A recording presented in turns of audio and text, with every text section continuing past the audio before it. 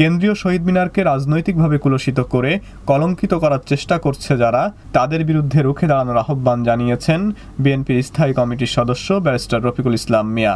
বৃহস্পতিবার জাতীয় প্রেস ক্লাবে ডক্টরস অ্যাসোসিয়েশন অব বাংলাদেশ ড্যাব আয়োজিত এক আলোচনা সভা থেকে তিনি ওই আহ্বান জানান। রাজনৈতিক কলুষতার ফলে অপবিত্র করার প্রচেষ্টা চালানো হয়েছে।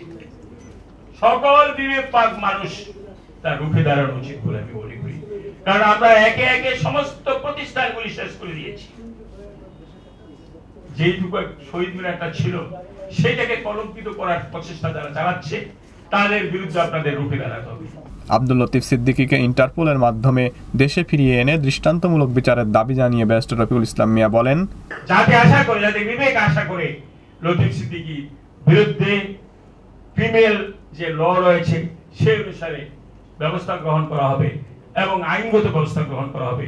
প্রয়োজনে তিনি না আসতে চাইলে ইন্টারপোলের মাধ্যমে তাকে দেশে এনে গ্রেফতার করে বিচারের ব্যবস্থা করা হোক।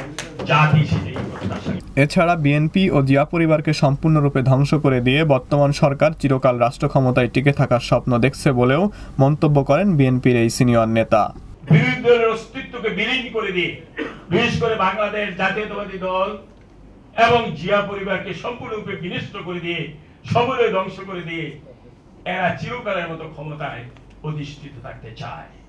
কিন্তু ইতিহাস সাক্ষ্য দেয় যে স্বৈরতন্ত্র যতই স্বৈরাচারিক ব্যবস্থা গ্রহণ করুক না কেন, একবার তাদেরকে সত্যের মুখোমুখি হতে হবে এবং জনগণের আন্দোলনের মাধ্যমে পৃথিবীর ইতিহাসে স্বৈরতন্ত্র সব সময় পরাজয় বরণ করেছে। ইনশাআল্লাহ বাংলাদেশও তা হবে।